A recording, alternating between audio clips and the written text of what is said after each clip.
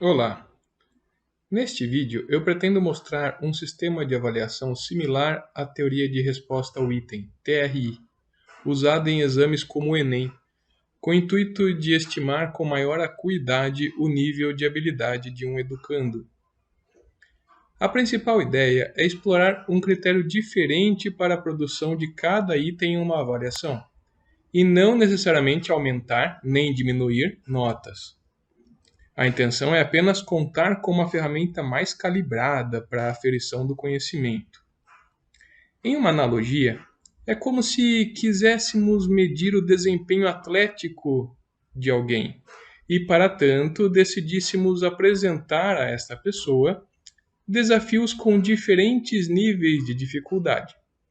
Assim, ao passo em que o êxito em uma tarefa fácil não seria indicativo de alto desempenho, o fracasso nela indicaria baixo desempenho.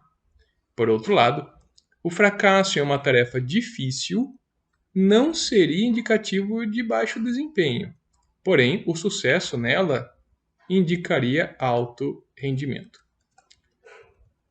Perceba que isso vai, algumas vezes, na contramão dos métodos mais comuns de atribuição de pontuação nas avaliações.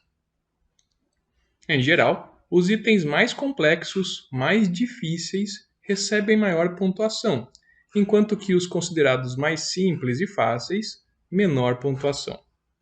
Esse modo de avaliar pode gerar distorções avaliativas diante do fracasso daqueles mesmos atletas, potencialmente subestimando quem falhou mais nas tarefas difíceis e que talvez cumpriria os requisitos mínimos para se exercitar.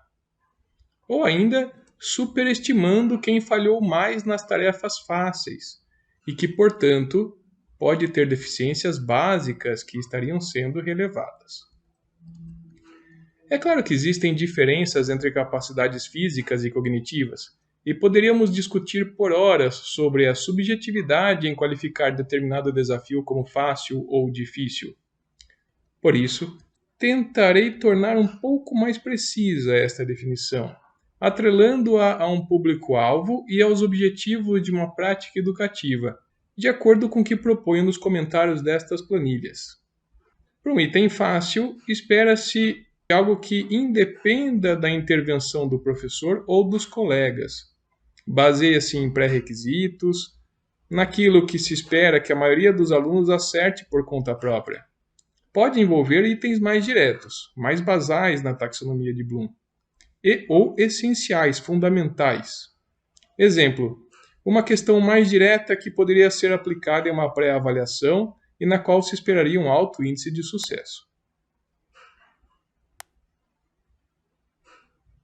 Uma questão média, espera-se algo que dependa da intervenção do professor ou dos colegas, avaliando aquilo que se espera que a maioria dos alunos acerte após ter cursado a parte respectiva da disciplina.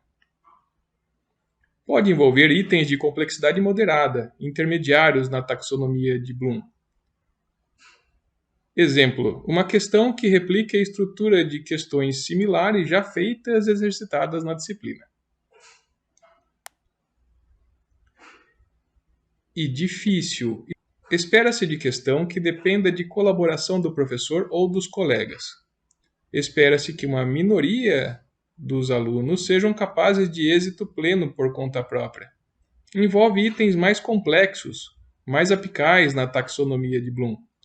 Exemplo, uma questão complexa e subjetiva que relacione diversos conceitos e na qual se esperaria um índice de sucesso relativamente baixo.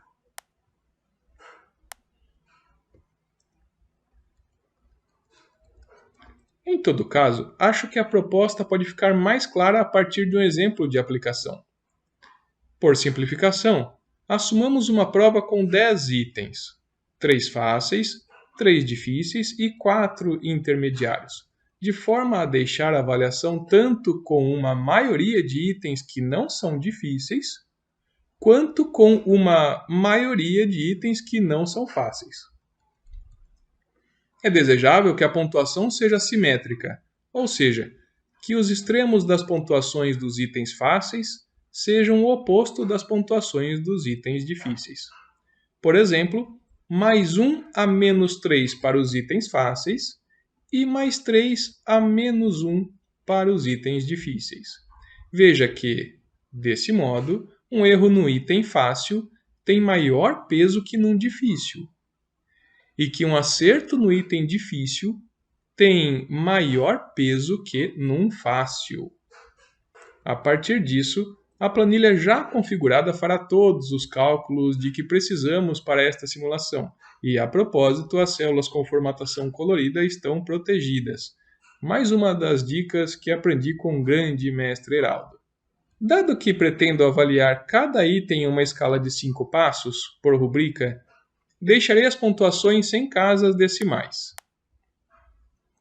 Assim, cada item médio pode render menos 2, menos 1, 0, mais 1 ou mais 2 pontos ao avaliando. A pontuação máxima nesta avaliação seria, portanto, mais 20 e a mínima, menos 20.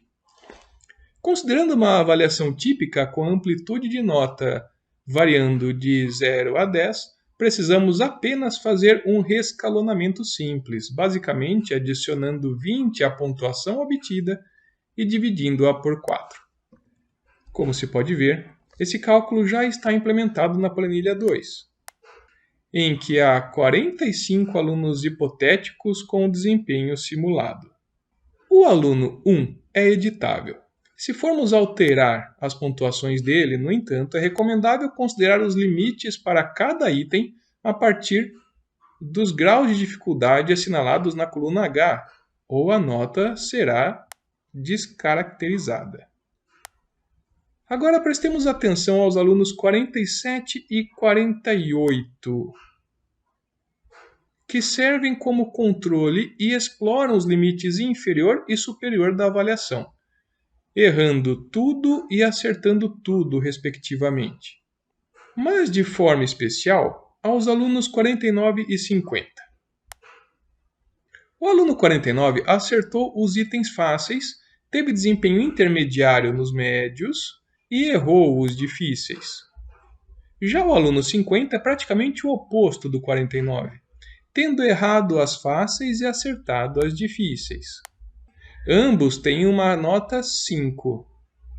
O 49 demonstrou estar no limite da aprovação, porque aparentemente domina boa parte dos fundamentos, dos conteúdos essenciais.